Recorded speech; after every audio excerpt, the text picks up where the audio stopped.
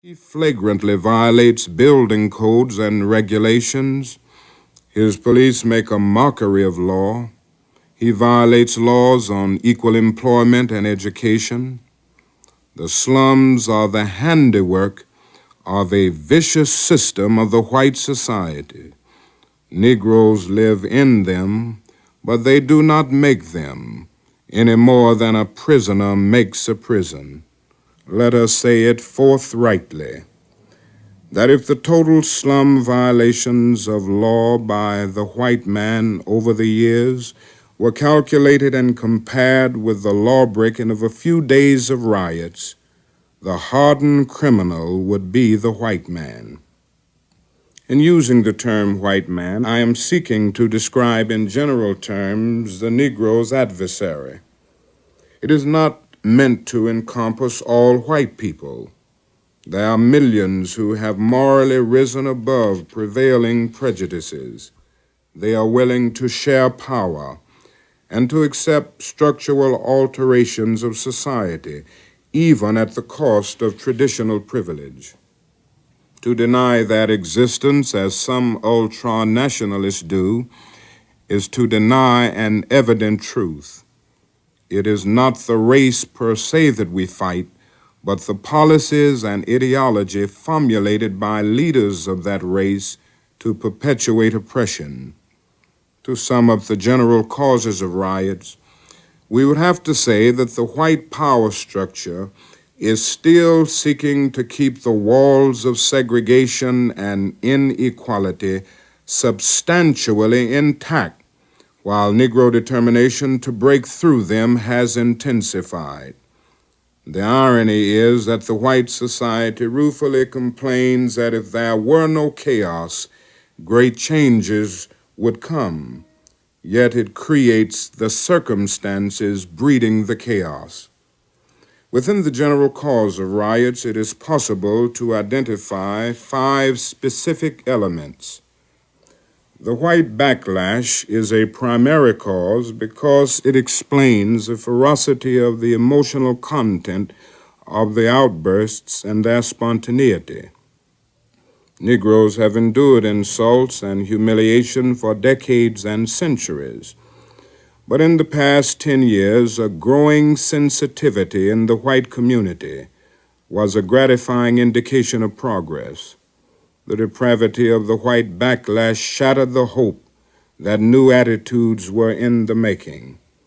The reversion to barbaric white conduct marked by a succession of murders in the South, the recrudescence of white hoodlumism in northern cities, and coldly systematic withdrawal of support by some erstwhile white allies constituted a grim statement to Negroes. They were told there were firm limits to their progress, that they must expect to remain permanently unequal and permanently poor. The pervasiveness of discriminatory practices is so taken for granted that its provocative effect is easily forgotten. There are generational differences among Negroes. The older generation has substantially inured itself to daily insults, but a younger generation has a lower threshold of tolerance.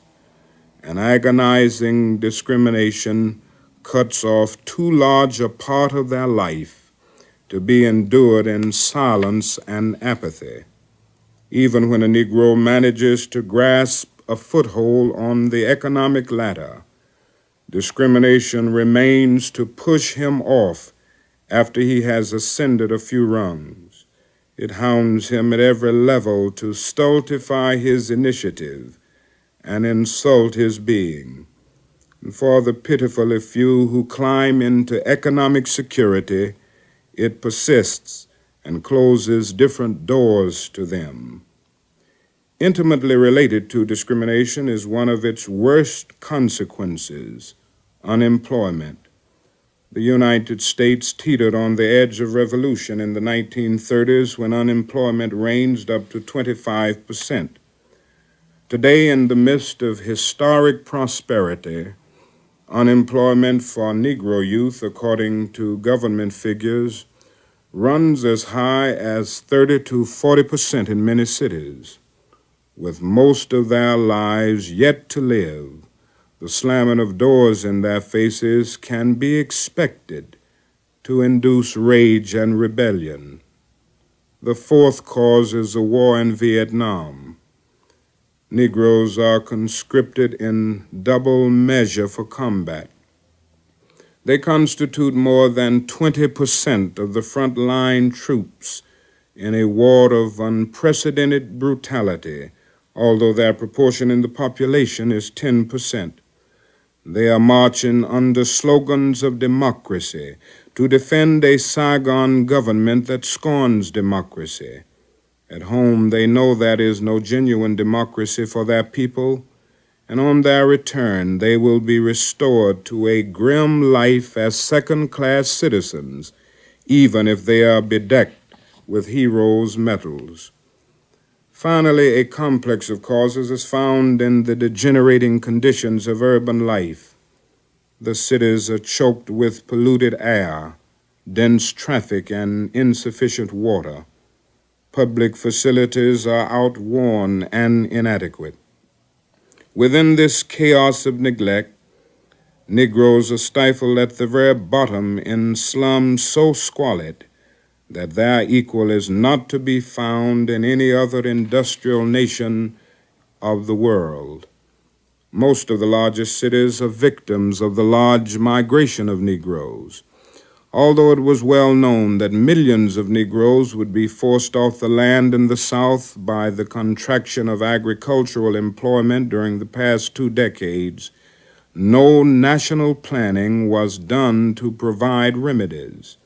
When white immigrants arrived in the United States in the late 19th century, a beneficent government gave them free land and credit to build a useful, independent life.